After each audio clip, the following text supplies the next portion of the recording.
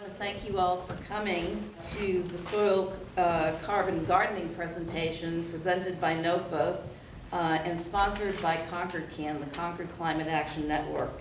I'm Sharon Gensler, the NOFA Mass Soil Carbon Outreach Coordinator, has agreed to speak with us today and to show us her presentation. Sharon is the, I think I said this already, but in case I didn't, she's the current Soil Carbon Outreach Coordinator for NOFA, and she was a past outreach coordinator for the organization and a member of the board of directors. She now is co-director of Wild Browse Farm and Sustainability Center at her homestead in Wendell, Massachusetts, where she leads workshops and hosts interns. So Sharon says, the climate change crisis has impelled her to share her knowledge and her skill more wildly. So it's my absolute pleasure to have an opportunity today to introduce Sharon Gensler. Thank you, Sharon. Hi, and thank you for coming in out of a beautiful day, and how many of us wish we were outside right now because it's the first one in a long time. So what I'm going to do is just click through some slides of my homestead just to show you some of what we do while I give a little introduction, and then I will get into the heart of the matter. But first, how many of you are gardeners? That, of course. And so I often have the handout with the words from the slides to give you, but my copier was broken and Lori couldn't do it. We have. But let me just say it. handouts. So anyway, she made a handout, and if you sign the list out at the table, the Concord can table, we will email you the notes, so you don't have to worry about making notes, and just try to absorb it and see. And this I usually go on for hours, so I will try to get done within the hour, but if anybody has to leave, you should just leave. We're also being taped by your local TV, which is fantastic. So if you miss something, you'll get to see it again and again and again. Let me just say a few words about NOFA Mass. NOFA is the Northeast Organic Farming Association. And we are a regional. Each of the 7 Northeast states has a chapter. Please come in. And I'm representing the Massachusetts chapter. We are very active in doing education and political policy work of trying to help with soil. Right now in the Mass legislature, there's a healthy soil bill that we've been working with legislators to produce, and also a pollinator bill. So check out our website and sign up for our electronic newsletter on the table over there. And I write usually a monthly column about my homestead, but and if you want really detail about cover cropping and carbon, last year, every month, I went through what I do every month, and it's archived on our website. So, where to start? First, to thank Concord Can, because I went to your website and it's really well done, and what you as a community are trying to do is fantastic. There are more seats over here. Please jump in if you need to. So in 1980, I landed on this piece of land in Wendell, Massachusetts, which is a small town west of here. And it was totally wooded. When we started cutting some trees to build a garden, there was no soil. And what I did over the ensuing years, but started right away, was building soil. I was also, at that time, working at the New England Small Farm Institute, which is was just getting off the ground, and it's in Belchertown, Mass. And a man from Australia, Bill Mollison, anybody heard that name? Came for a week. He is the co-founder of something called Permaculture, which is another thing, if you don't know about, look that up on the internet. It's an amazing concept of how to be in the world and how to grow in agriculture. And one of the things that I learned from him was just when you're looking at something, he had it just blew my mind of turning things over. So like he'd look at a rock and say, instead of trying to get that out of your garden, a huge rock, just leave it. The birds will come and sit on it and poop, and then when it rains, it'll give free fertilizer. It'll stay hot overnight and give off heat to your tender plants. And so those were really important concepts as I was getting started on my land. The other thing that was a major influence was the French intensive, not necessarily raised, but permanent bed. And then I did all the organic grates and roof stout and the nearings and everything. So all of those things trickled into what we ended up doing on our place. And lo and behold, almost 40 years later, I find out that what I've been doing of not tilling, of not walking in my soil, of experimenting with cover crops is now the hot item. It's called regenerative agriculture. It's like organic plus on steroids. And that's what I want to talk about because another gentleman from Australia, Graham Sate, spoke at one of our conferences, and he gave me the first glimmer of hope about the climate change that I'd had.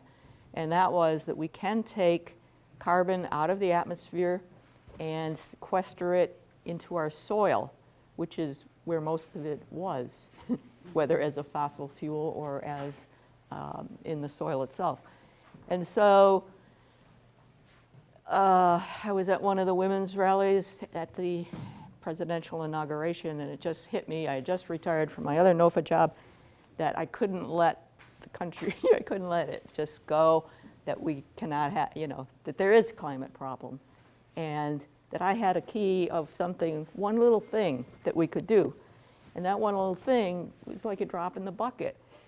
But how many drops? Finally, that bucket will overflow. And so here I am trying to make you all be a drop, and that you will help with this bucket and help with sequestering carbon, whether it's in your lawns or your vegetable garden or your flower garden, or talking to a farmer that you know or whoever, that you're going to help save us all and for our kids. It's pawpaw flower, pawpaw fruit. And another big benefit of this kind of growing is diversity. It's a little somebody fledgling that landed in a delphinium, and you know how it's the delphinium flowers. It was so tiny. But we also have poultry on our little homestead.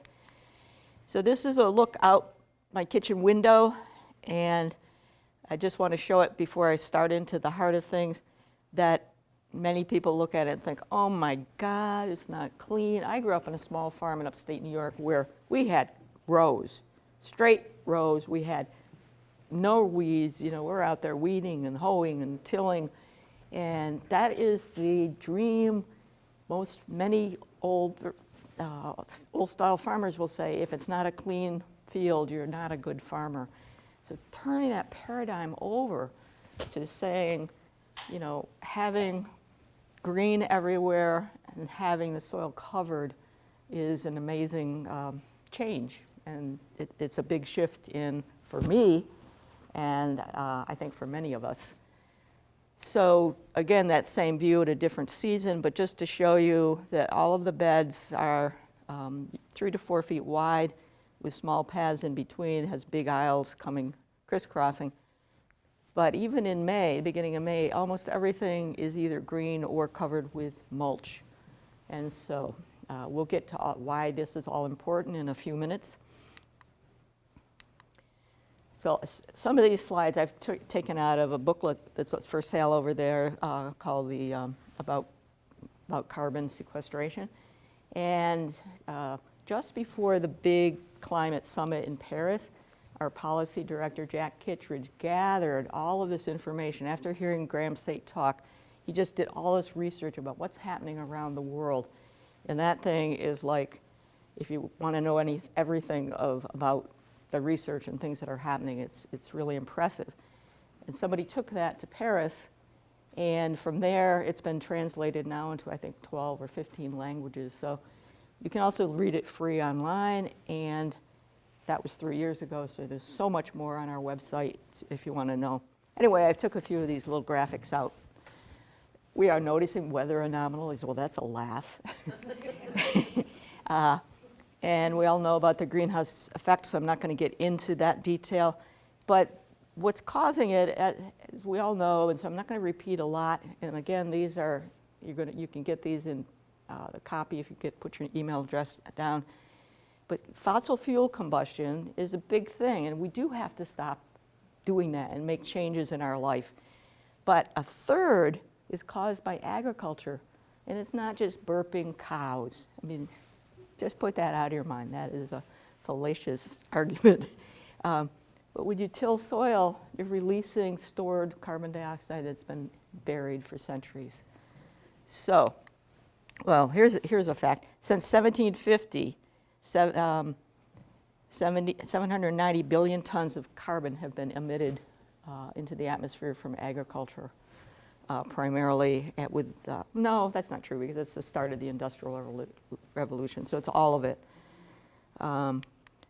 And it can either get put into the soil or into the ocean. Putting the carbon in the ocean causes all kinds of terrible side effects.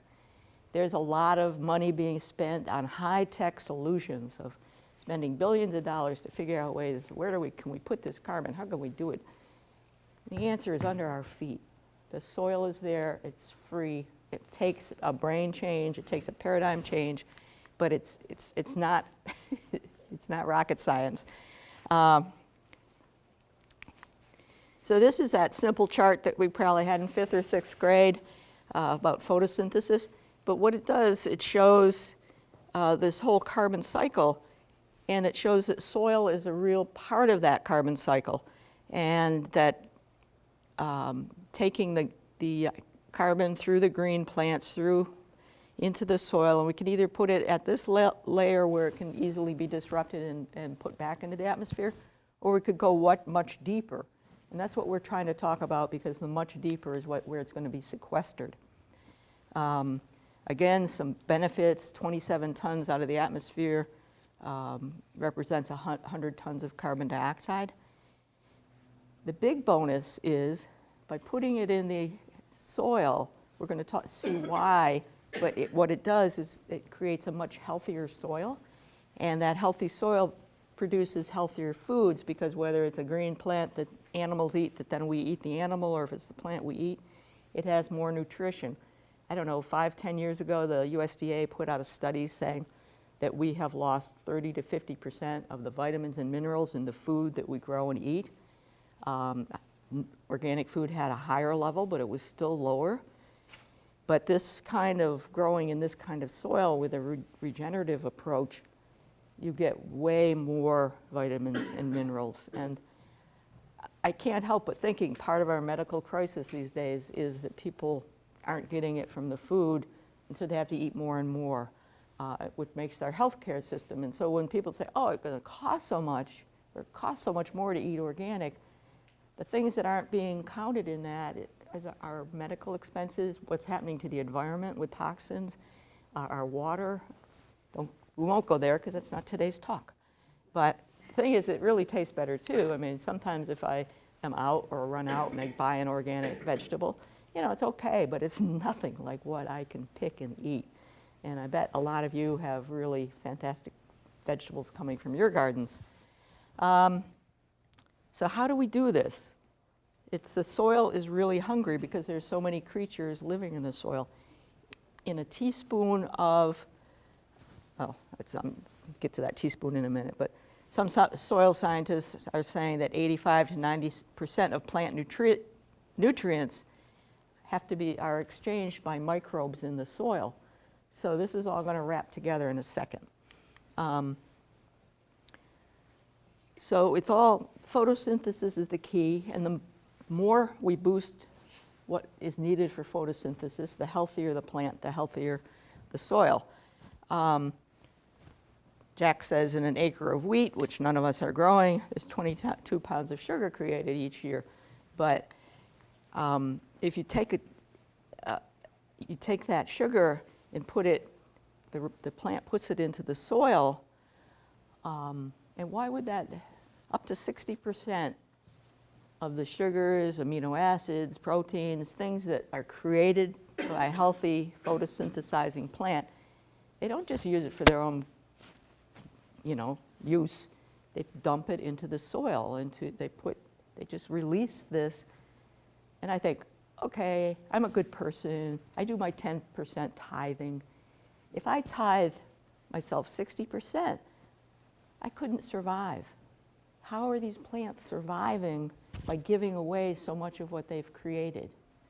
And the thing is it's that a symbiosis has evolved over time with the microbes in the soil.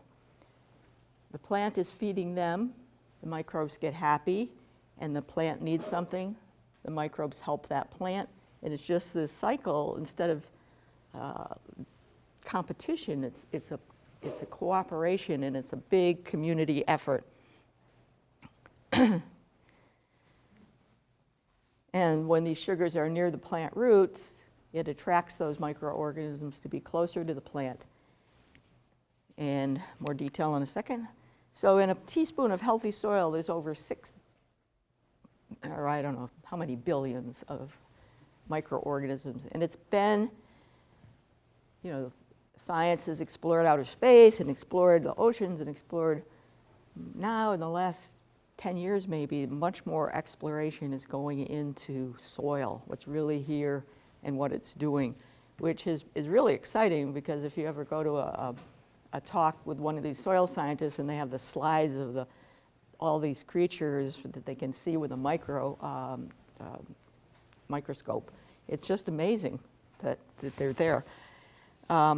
These microbes need carbon to live, and that's why they make this symbiosis, because they can get the carbon from the plant. And then the plant roots in the rhizosphere, which is the area around the root, they exude that, and it's just this cycle that keeps going.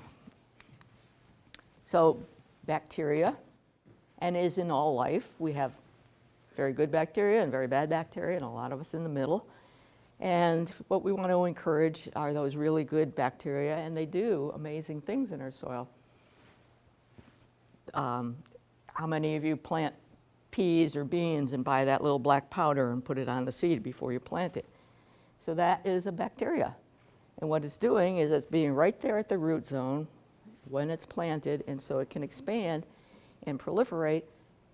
And what it is the bacteria that helps that plant take nitrogen from the atmosphere and make it available to the plant. So instead of buying bags of nitrogen, buy this little bacteria, and it will pull nitrogen from the atmosphere, making it available to many plants in the area. Bacteria proliferate when you till. So there are a lot of bacteria, but a lot of them are doing things we don't know anything about yet, and a lot of them are, disease causers. So everything within moderation. Now this is, to me, the major work is being done, is the fungal network. And we're really lucky that we live in an area that has predominant in our soil this fungal network. This, I think, is a little pine tree. And when I first looked at it, I thought, wow, look at those roots. They're not roots. The roots are these darker yellowish orange thing. This is all fungal mycelium hyphae. And they surround the roots, and they penetrate the roots. And the magic is it's not just one plant and nothing else for miles around. You've got more plants everywhere. And so this system is all integrated with the next system and the next system. And they are transportation networks and communication networks. So, not to make it like everything is in human terms, but they really do transport nutrients, and they also transport, our communication between themselves, within the system, but also between plants. And so that Secret Life of Plants book back in the 70s, it's a little la-la. it talks about how plants communicate. Well, this is one of the ways, through chemical signals in their roots, as well as pheromones and things through the air. I want you to try to keep that vision of this system in your mind as we progress here in a minute, because I think it'll be really important to help with some of these techniques we're going to be talking about. So this plant says, I'm a little lacking in boron right now. Sends a signal out, and it goes through wherever. And there's a microbe, one of the fungal, has access to boron that is bioavailable, so the plant can use it. It's transported back to the plant. The plant becomes healthier. Plant produces more sugar, feeds. So it's one of those fantastic loops. Just a bit about glomalin. It was, well, I think it's recent. 1996 is recent to me. But it's the glue that holds soil together, and it causes aggregates. And aggregates are the things that are these crumble. Like if you're looking at a chocolate cake, it has that texture, it has that nice crumb. And what that does is it's a place where these microorganisms can hang out and be protected and do their work, but it also makes that air and moisture can move through. And if you have a dry sponge and you try to pour water on it, it just runs off until it gets absorbed and becomes, moist. So if you wring that sponge out, that's how you want your soil to be at that stage of moistness, so that when there's a rain, it can absorb it and not let it run off and cause damage. Plus, this glomalin is what improves the carbon sequestering capacity of your soil. So we want to maximize photosynthesis. And how do we do this? Through minimal soil disturbance, building the soil from the top down instead of flipping it all the time. Keep your soil covered at all times. You want to start with a balanced soil. Years ago, I did do soil tests until I got that balance of what was needed. But I haven't really done that in a long time, because after your soil in that balance, then those mycorrhizae can go out and they can go down to subsoil and convert minerals from rocks and bring it back, because they have enzymes and chemicals they produce that they exude that will then change it from rock to a bioavailable nutrient. Can work with IMOs, which are indigenous microorganisms. We'll talk more about all these things. And you could do boosting through watering and drenching and foliar spraying with nutrients. So this is my diversity cake that, and all things, the more diverse, the healthier the community. So I've always thought of soil, even before I started studying it, as a layer cake, that everybody was happy in their various layers, the worms and the things I could see, and not even knowing about the other creatures that I couldn't see. And if you tumble those all up, they're not as happy, and it takes them a while to get back together. So what we're talking about is no or minimal tilling. And I'm glad I was poor when I started this project back in 1980, because I lusted after a tractor. I had a tractor growing up. I loved my tractor, but I've never had the money to buy a tractor, and so my soil has never been, well, it was also full of boulders and stumps and everything. So I've never had the disruption that it could cause. And I tried a tiller one time, and I almost lost all my fillings. So that was out. And like I said, and now I'm so happy, and I have fantastic soil, and I can talk to you about it. And if you remember, I said hold on to that picture of those mycorrhizae. Think about a tiller going through that. Reminds me of a tornado or a hurricane. So you could be killed or injured. Your home could be destroyed your communication network, your transportation network, your water system, your sewage, everything could be damaged or destroyed. So think about how long it takes a community to rebuild to a point of making do, and then how do you get it, how long, much longer to get it to that point to make it thrive. And so if you have a healthy soil thriving, you don't want to have the tornado come through because you're losing all of the benefits that you've had, and it takes a long time. And I'm not saying never to till. There are times, and I go out there, I don't till, but there are times I go out there following that witchgrass root, and it goes, you know, and I'm moving a little bit of soil here and there.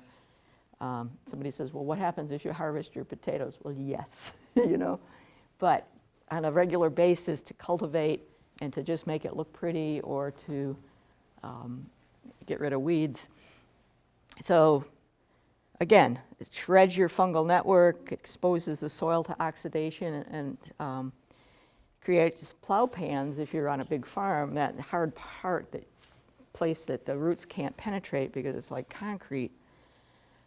And also creates a flush of annual weeds because gardeners, you know, weeds, there's always weed seeds that come up when you disrupt the soil. They're there before the vegetable that you planted seed makes it because they're ready to go.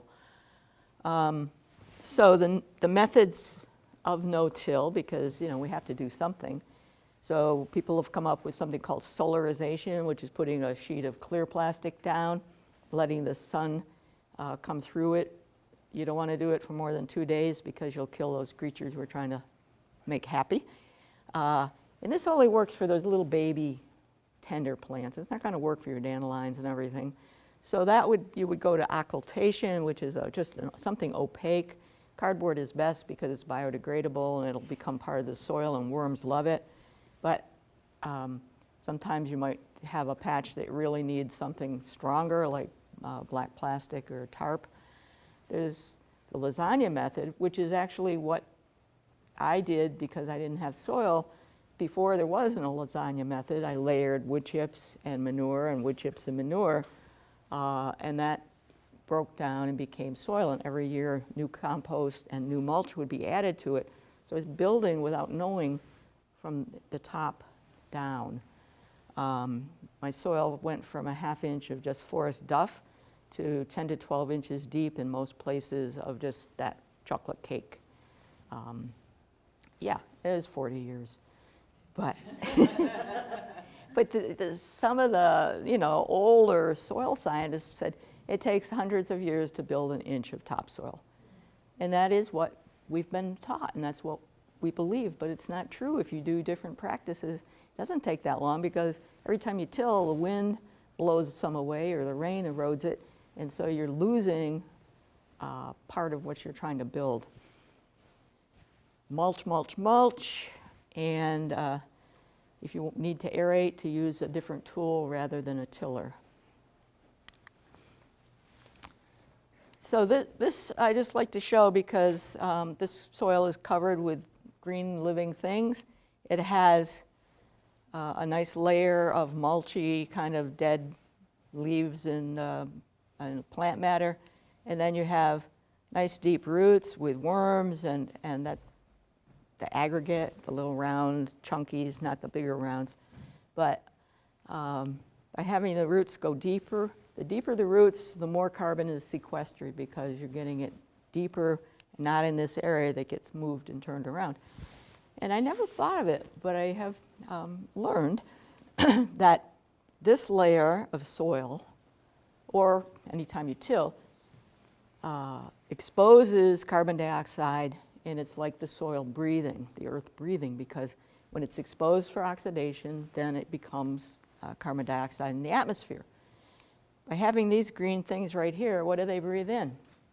Carbon dioxide. So it's snaring it before it goes up and becomes part of the problem, and it's used for photosynthesis. And other carbon dioxide is taken from the atmosphere and put also back in the soil. So keep something live and green as much as possible on your soil. It's just another picture that I couldn't take from my farm because I can't cut soil like that. But again, the deeper the root, and with these lights on you don't see it, but this really dark soil is what our goal is. And you think about the Great Plains, how much soil was there, like, I don't know, 30, 50 feet or something, that when the plows started happening, that's where we got these huge rushes of release of carbon that hadn't been there, but the soil was so deep and so much is sequestered there. So utilize a diverse cover crop. I don't know, when I started doing them 20, 25 years ago, I thought, well, cover crops are for farmers. And then I started thinking, well, so what? I'm a big gardener, I can use them too. So I started experimenting with just little bits here and there. And now I am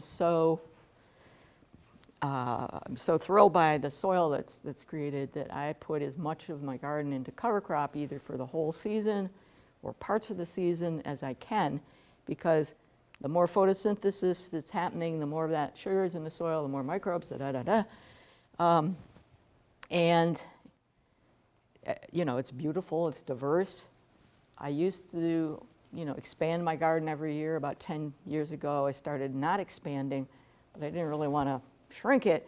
So what I've done is take a quarter to a third, most years, out of production and have a cover crop in it the whole growing season of various kinds. And so that's keeping weeds down, keeping moisture in, improving the soil, and I don't need it because the beds that I am using are producing way more food than they were before. And so it's not that I'm eating less. So we did no-till and now cover crops. They're for long-term soil improvement because we really want to look into the future, not just, you know, partially for this growing season, but also right down the line of how long you're going to be growing and also for the planet. So if you're going to have it, there are various ways to do it, and I'm going to go through them, so I won't read them here, of how to use a cover crop in the garden. But before I do that, this is just an aside, but it was a really big revelation to me. One year, I'm sure you all get your garden to bed on time in the fall, but I didn't. And the spring came, and there were some of those brassica, big ugly stalks, and this is before my enlightenment, and I was pulling them, and worms were just dripping from those roots. And I'm going, okay, now why is this? And I think as gardeners, we can use this kind of science all the time of see something and think about, wow, why is this? And then either copy it or say, no, we don't want that, and get, you know, change our behaviors, watching what nature does. So I got thinking about, well, the worms all winter needed food, and here's the food, this rotting roots.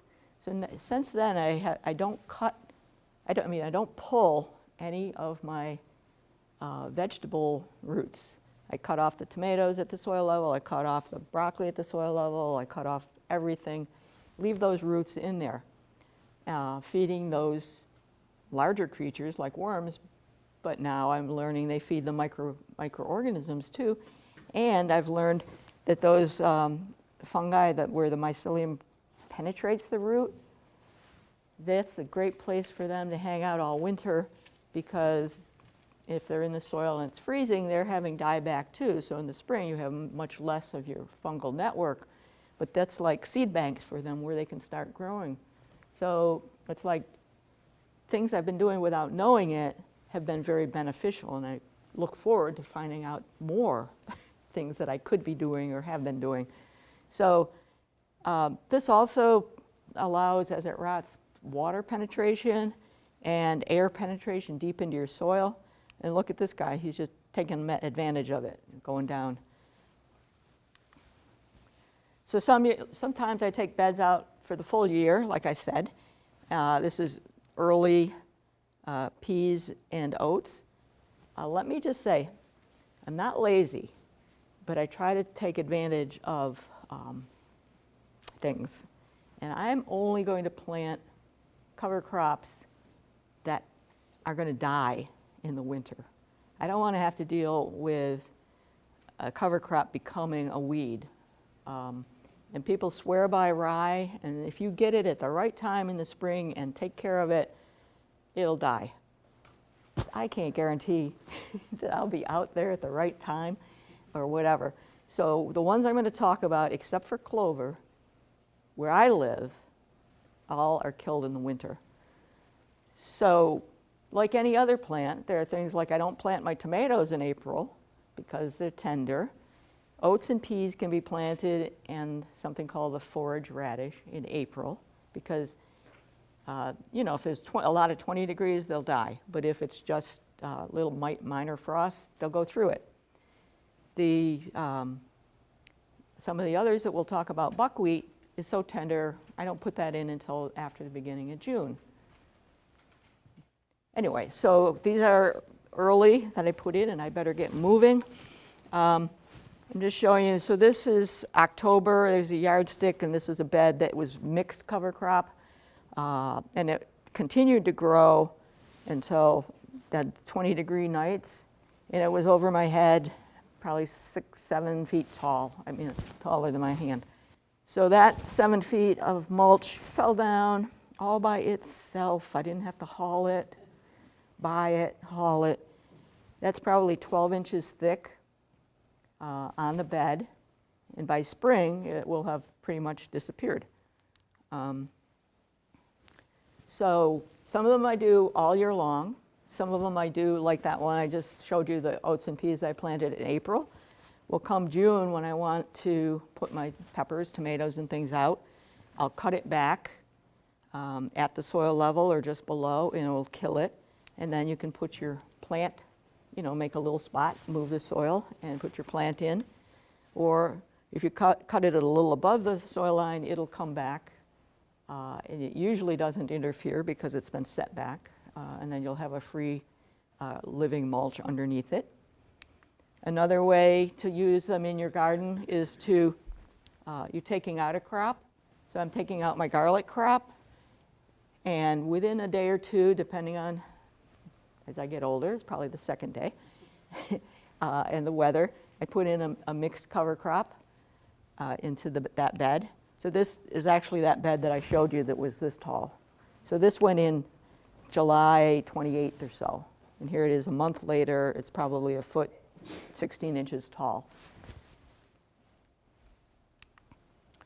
And you can do something called UnderSowing, which is once your plant is tall, you only want to do it with really tall plants like your pole beans or tomatoes or corn.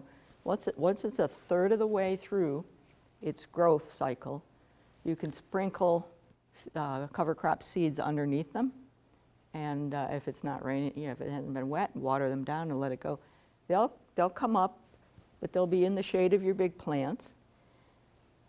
We're America, we're taught competition.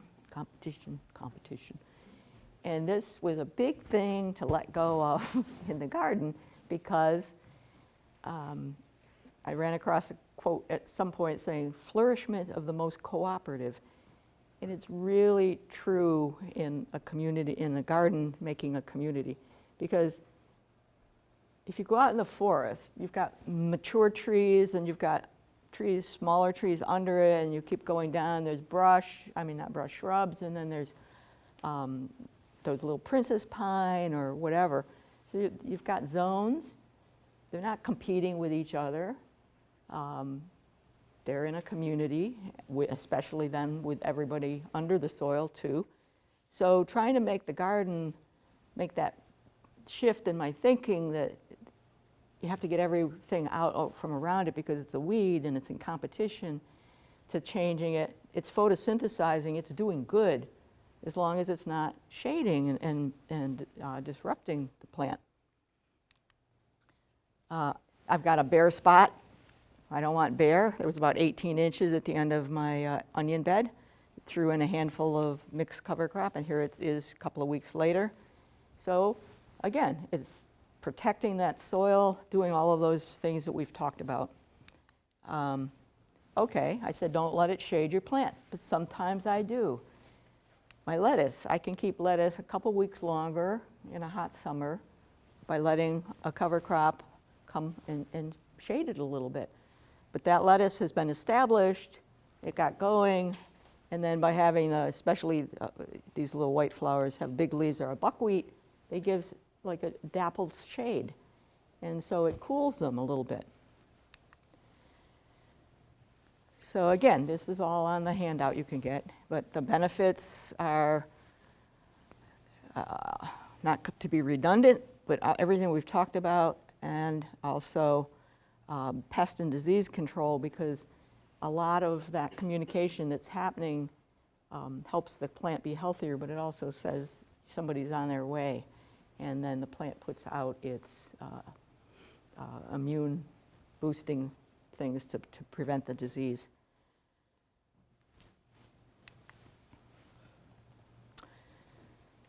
So I do the oats and peas because that's what I started with, because that's what farmers used. And since then, there's lots of studies about the more that you add, the more diverse cover crop, it's called a cover crop cocktail, the more benefit you get, because, you know, everybody's doing something a little bit different as in their growing and in their soil underneath.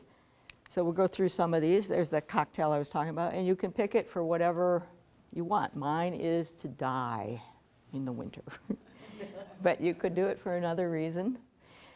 Don't come talking to me when you have a problem. So broadcasting, you know, it's like back when you got 40 acres and a mule, you could go broadcasting, but we have little garden beds, so you sprinkle the seeds down, and then you can slightly cover them with a rake. If it's moist, you don't need to, but if it isn't, they're like any vegetable. It needs water until it germinates. Stuff that I've been planting now, I haven't had water. It's lucky it grew. But, and then you cut them as you need. You can slow them down by, instead of cutting it, by just crimping them so that their vascular system is interrupted. They'll come back. You can cut it at the ground or at soil level and kill it. Then you can plant whatever you want in there. Or you could cut it a couple inches up. It'll keep coming back, and especially that sorghum, which we'll talk about, makes a huge amount of biomass for your compost pile or for mulching. So this is a bed where I had garlic back in 2013, and I planted the cover crop. And this is the spring after that. So this had that 10 to 12 inches of mulch. And by spring, there's hard, you know, you can see bare soil here and there. But what you can do is then move that aside and put your plants in it, your lettuce, your broccoli, or you can move it aside a little bit and plant your carrots. So then you've got your mulch right there. Or you could do another cover crop right through that. And this is the soil out of that bed after all decomposing 12 inches of cover crop. It was just phenomenal, beautiful soil.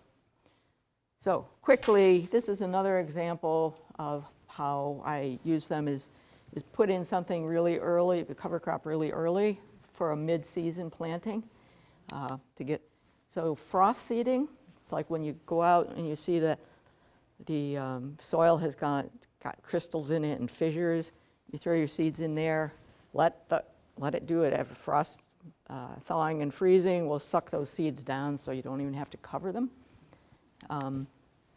Or you could seed through the mulch, like I said, sprinkle the cover crop and just take your rake and shuffle it a little bit, and it'll come up through because it's not that thick.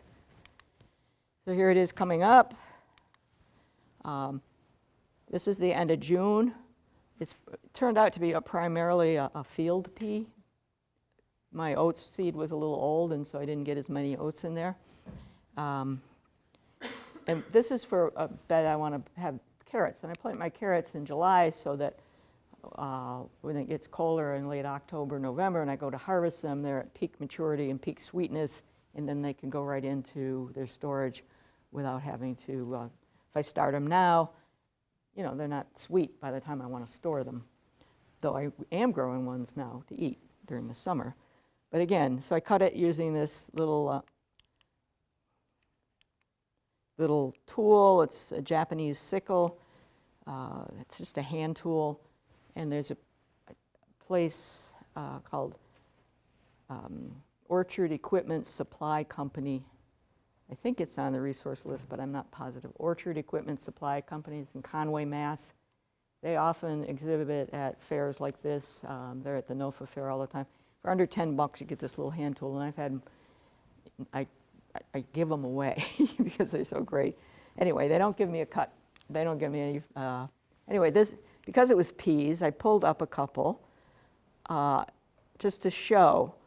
So these little white sacks, that's the nodules of nitrogen that is pulled from the atmosphere.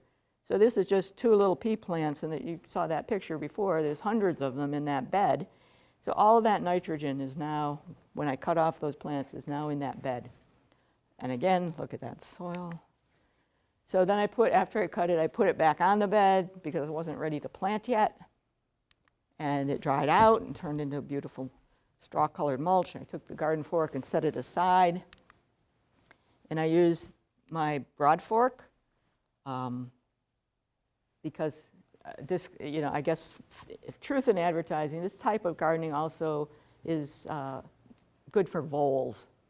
They don't like, living where it's tilled all the time. So, and they do good things, they do bad things. So I used the broad fork, and you step on it and you just rock it a little bit to aerate and to make those vole tunnels go, oh, I don't want to live here, I'll move to the other bed. I used to use that all the time, and now my soil is so light in most of the beds, I hardly ever use it unless it's for a deterrent. And again, picture of the soil. And then I started, so I was doing this for this slideshow. So there was a couple of little greens coming up, weeds. From that whole bed, there was very few, but we were going to do solarization. So those little tender things, put that on for a day and killed them. And then I planted my carrots and beets, and here they are coming up in that bed. And then I went on vacation, and so I don't have a picture of in between, but it's the crop. So sometimes you have soil that needs remediation. It's not perfect, like mine when I started. So there are different things that you can do. And even though I don't need remediation on my soil, I still do a foliar tea throughout the year, which means spraying it on the leaves of the plants. Some people spray the soil too, and obviously it gets to the soil too. But so I'll take a 5-gallon bucket because I have a huge garden, and I'll walk through the garden and I'll try to put what looks like wow. So it's usually I always have comfrey and nettles and clover and some of that oat straw. The oat grass has good silica in it, some garlic, and then those things that are just growing, those weeds that have amazing growth tips, and there's all kinds of enzymes in those. So by cutting some of that off and putting it in that tea, you're getting the enzymes for growth, if that's what you're looking for. And I just leave it a day or two and then strain it and add liquid fish, liquid seaweed, and give a little spray on everything. And so besides giving it the nutrients of the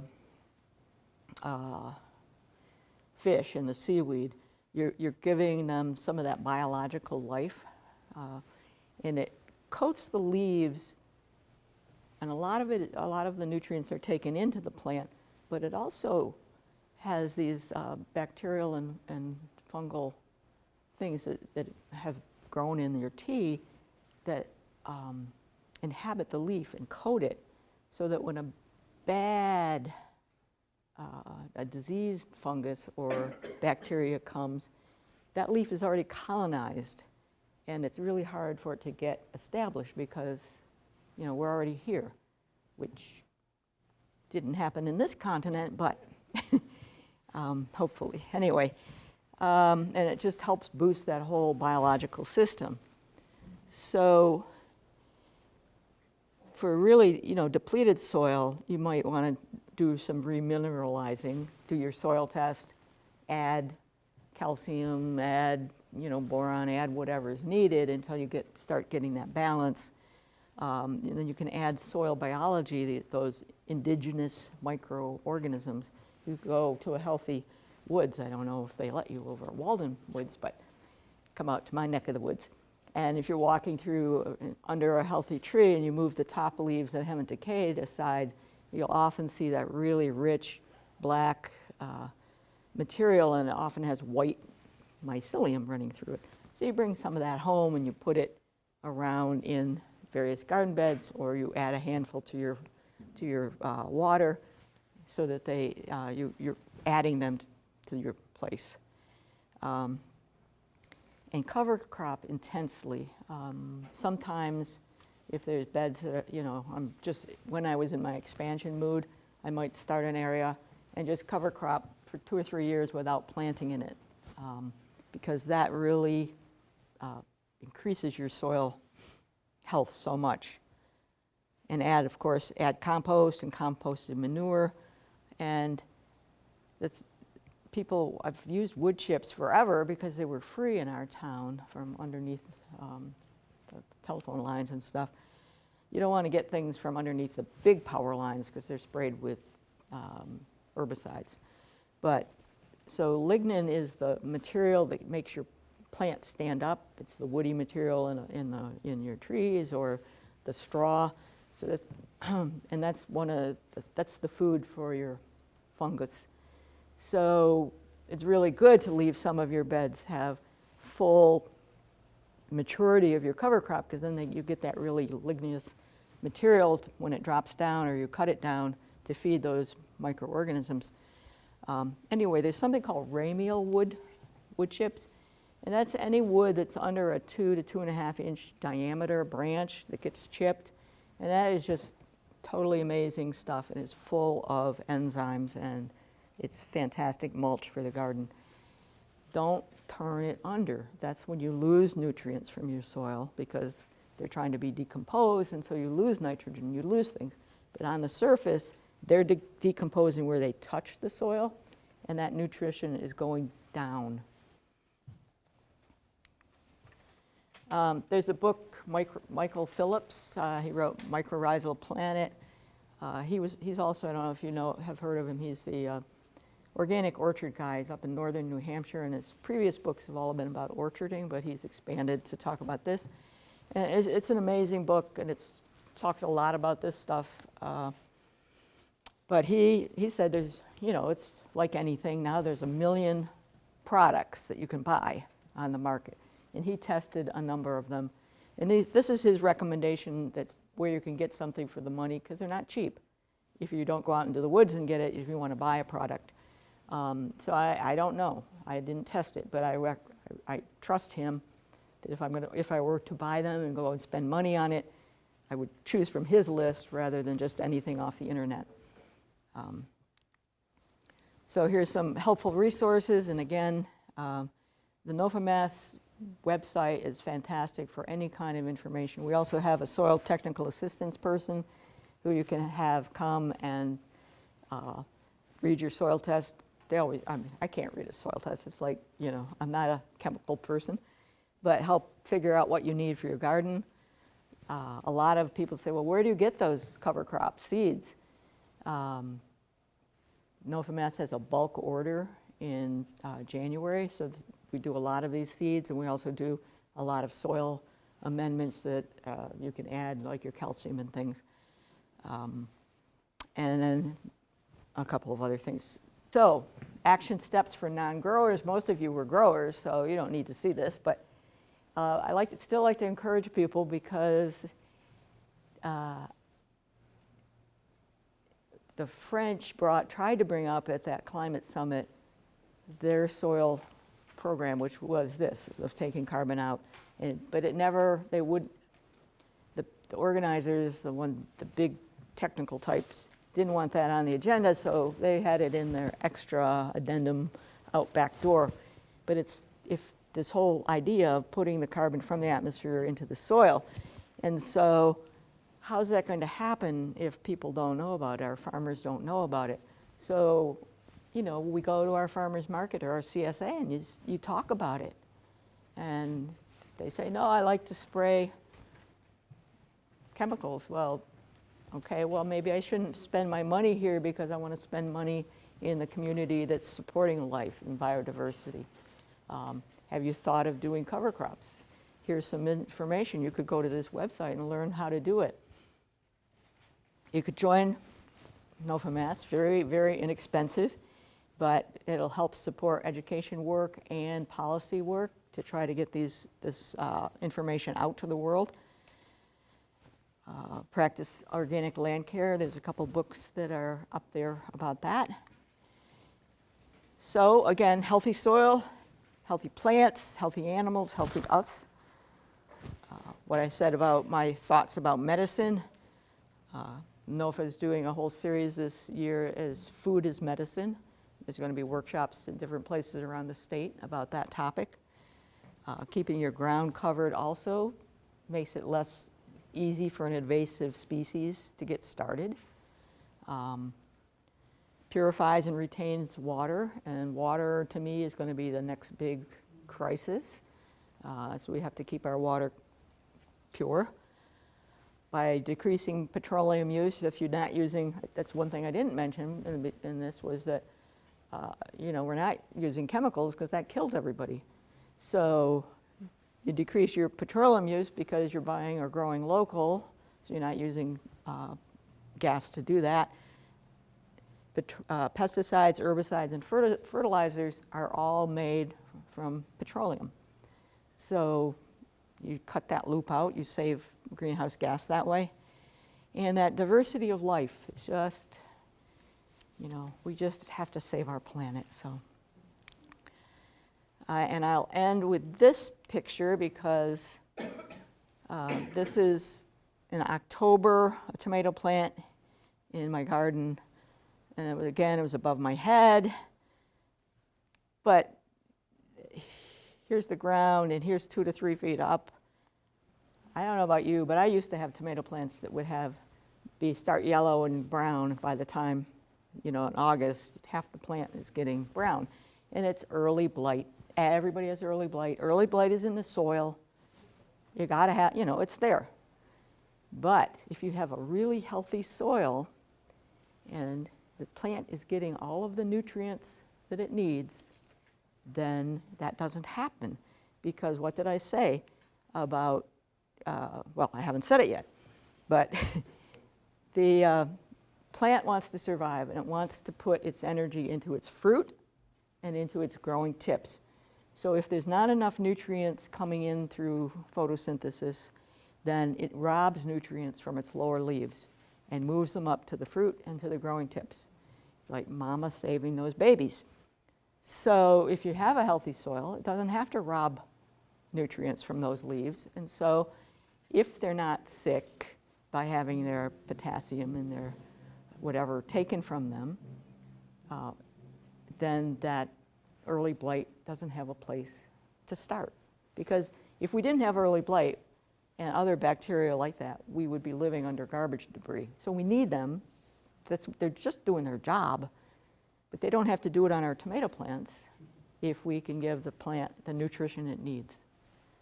So, bibliography. Oh, and this is, I went out one morning and there's a little biodiversity in my cover crops and my peas there. And I don't have much time here for questions, but I'd hang out but if you need to leave, go ahead. And I really appreciate all of you being in here on this beautiful day. And just a reminder, if you go to the Concord can table, this is the presentation that Sharon has, and we can email it to you. So just jot your name down on the NOFA sheet, You can also express interest in learning more about NOFA or other programs that are going on. So this is at the Concord Can table, the Concord Can NOFA table, and this is her presentation today, and I want to thank her. Do we have a couple of quick questions? Right here. I bought a house that's all grass, and I'm trying to get rid of the grass and make a small lawn with lots of vegetable gardens and also, native plants and shrubs and trees. How would you recommend getting rid of the grass without, like, pulling it up and tilling, That lasagna method. Yeah, You put just down, cover it you in- put that cardboard on, a layer or two of cardboard, and overlap it. And then you put some organic matter on top, and that will turn into soil. And it's incredible. One of my friends, Ricky Baruch, with Seeds of Solidarity, I don't know if you, the Garlic and Arts Festival people and grow food everywhere. He calls it a worm sex factory under there because it's just, they love cardboard. And if you want, but if you want to plant in it right away, you can just move that stuff away and put a handful of soil or compost and put your transplant in it. You don't have to wait 5 years. But, if it's fresh manure, you need to wait longer. I have oat and pea cover crop Excellent. seeds from Johnny Stevens. Uh-huh. And I thought that I planted in the fall. This, Did you plant them in the fall? I have them. I just haven't Oh, so you seen got, no, if you wait till fall and they germinate, they'll be killed. So you would plant them during the growing season. So what's the latest I could plant them? What's the latest? I plant them the end of July into August. And they'll get taller, but the sooner you plant them, the taller they get. But if you only have a small amount of space, Right, it's 20 by 22. right, so you want your vegetables to grow as long as you can, you could do that undersowing on some of the tall ones. And then, yeah, it's you don't want to spend the money on the seed and then have it killed instantly. So So early in the earliest as you can. Yeah, thank you. Thank you. Okay, thank you all. Thank you so much. That The was last of the fantastic.